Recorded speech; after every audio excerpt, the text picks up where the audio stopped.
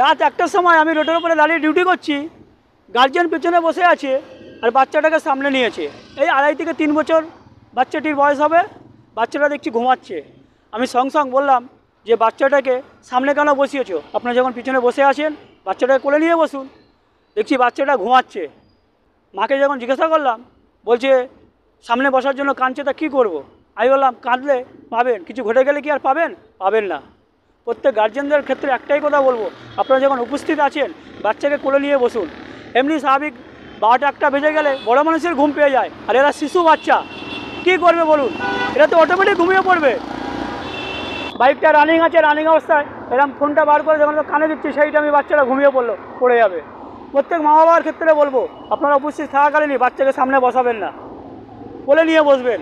বিশেষ করে 2.5 থেকে 3 বছরের বাচ্চাগুলো সামনে বসে নিয়ে যাচ্ছে। এই ঘটনাটা আমার সামনেই ঘটেছে। ঘটনাটা যখন ঘটেছে আমার ভিডিওটা যদি তিনি দেখে থাকেন তাহলে অবশ্যই বুঝতে পারবেন আমি সত্য কথা বলছি না মিথ্যে কথা বলছি।